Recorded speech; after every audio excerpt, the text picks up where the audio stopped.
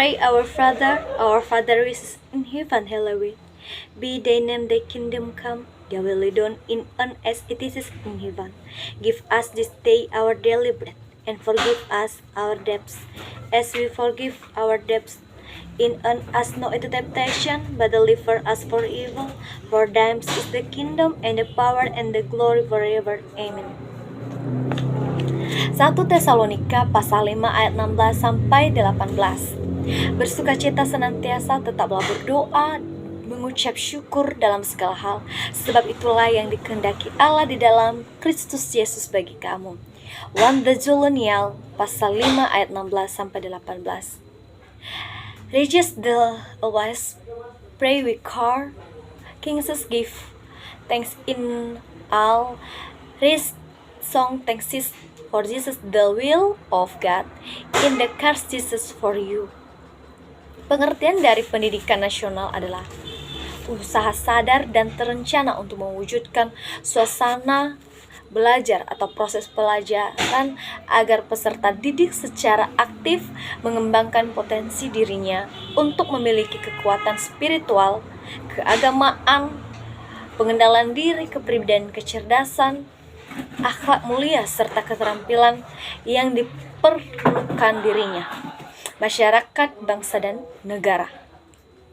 Pendidikan menurut Kamus Besar Bahasa Indonesia yaitu, pendidikan adalah proses pengubahan sikap dan tata laku seseorang atau kelompok dalam usaha mendewasakan manusia melalui upaya pembelajaran dan pelatihan, proses, cara, dan pembuatan mendidik. Pendidikan nasional adalah pendidikan yang berdasarkan Pancasila dan UUD Negara Republik Indonesia tahun 1945 yang berakar pada nilai-nilai agama, kebudayaan nasional Indonesia dan tangkap terhadap tuntunan perubahan zaman.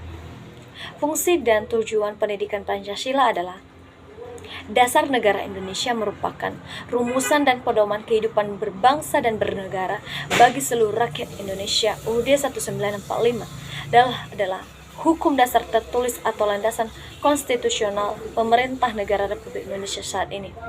Pengertian landasan yang dijadikan tempat berpijak baik, ideal maupun teknis oleh pendidikan nasional, biasanya berupa filsafat hidup bangsanya dan dituangkan dan diatur dalam peraturan perundang-undangan suatu negara.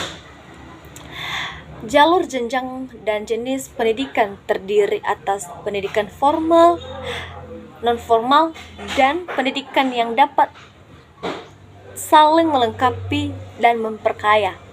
Jenjang pendidikan mencakup pendidikan umum, kejuruan, akademi, profesi, vokasi, keagamaan, dan khusus. Pendidikan dasar atau SD merupakan jenjang pendidikan yang melandasi jenjang menengah. Pendidikan menengah merupakan lanjutan pendidikan dasar pendidikan.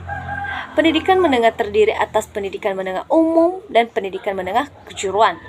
Pendidikan tinggi merupakan jenjang pendidikan setelah pendidikan menengah yang mencakup program pendidikan diploma, sarjana, magister, spesialis, dan doktor yang diselenggarakan oleh pendidikan tinggi. Perguruan tinggi dapat dibentuk akademi, politeknik, sekolah tinggi, institut, atau universitas. Pendidikan non-formal berfungsi mengembangkan potensi peserta didik dengan penekanan pada penguasaan pengetahuan dan keterampilan fungsional serta pengembangan sikap dan kepribadian profesional. Pendidikan informal, kegiatan pendidikan yang dilakukan oleh keluarga dan lingkungan. Terbentuk kegiatan belajar secara mandiri. Pendidikan anak usia dini dapat diselenggarakan melalui jalur pendidikan formal, non-formal, dan informal. Pendidikan kedinasan berfungsi meningkatkan kemampuan dan keterampilan dalam pelaksanaan tugas kedinasan bagi pegawai dan calon pegawai negeri suatu departemen atau lembaga pemerintah non-departemen. Pendidikan keagamaan berfungsi mempersiapkan peserta didik menjadi anggota masyarakat yang memahami dan mengamalkan nilai-nilai, menjadi anggota masyarakat yang memahami dan mengamalkan nilai-nilai ajaran agama dan menjadi ahli ilmu agama. Pendidikan jarak jauh berfungsi memberikan layanan pendidikan kepada kelompok masyarakat yang tidak dapat mengikuti pendidikan secara tatap muka atau reguler. Standar Nasional Pendidikan sebagai acuan pengembangan kurikulum, tenaga pendidikan, sarana dan prasarana, pengolahan dan biaya.